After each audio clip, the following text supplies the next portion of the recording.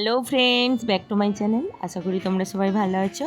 আজকে আমি একটা অনেক দিন পর নতুন ভিডিও নিয়ে তোমাদের কাছে এসেছি। আজকে আমি বানিয়েছি, আমার লাস্ট ভিডিও তোমরা দেখেছিলে, চিড়ের আমি স্যারেল্যাক্স বানিয়েছিলাম।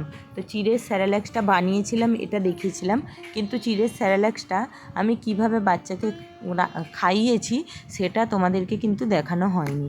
চিড়ের স্যারেল্যাক্সটা বানিয়ে রেখে দিয়েছিলাম, সেই পর্যন্ত ভিডিওটা দেখেছিলে।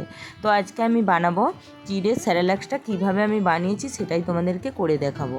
তো দেখো, এখানে আমি স্যারেল্যাক্সটাকে মিক্সিতে পিষে চিড়েটাকে মিক্সিতে পিষে এখানে আমি একটা বাটির মধ্যে ঢেলে নিয়েছি। তো এটাই আমি কিভাবে বাচ্চাটাকে খাওয়াচ্ছি সেটাই দেখিয়ে দেবো। তো বন্ধুরা, ভিডিওটা চলাকালীন একটাই রিকোয়েস্ট, ভিডিওটা ভালো লাগলে লাইক করো, কমেন্ট করো, শেয়ার করো।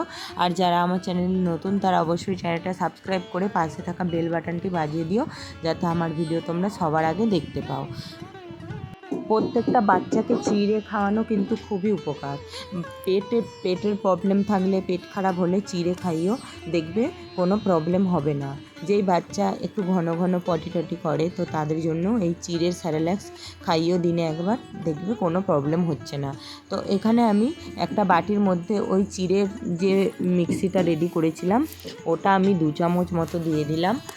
তোমরা তোমাদের বাচ্চা যতটা পরিমাণে খায় ততটা দিও। আর আমি যেহেতু প্রথমবার চিড়ের স্যারেল্যাক্সটা বানিয়ে খাওয়াচ্ছিলাম, আমি বুঝতে পারছিলাম না কতটা হবে। 2 চামচটা কিন্তু আমার অনেকটা হয়ে গেছিলো। তাই তোমরা চাইবে 1 চামচ নিলেই হবে। 1 বছরের বাচ্চার জন্য 1 চামচ যথেষ্ট। 2 চামচটা হলে কিন্তু অনেকটা হয়ে যাবে। তো আমার এটা অনেকটাই হয়ে গেছিলো। তারপর আমি এখানে, যেহেতু চিড়ের স্যারেল্যাক্সটায় মিষ্টি কিছুই নেই, তো তাই আমি এখানে ফর্মুলা মিল্ক অ্যাড করে দিচ্ছি এই চিড়ের মিক্সারটার মধ্যে।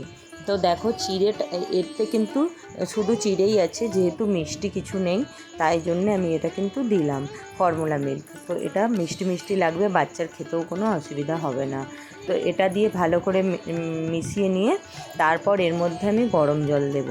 গরম জল দিয়ে এটাকে কিন্তু গুলতে হবে।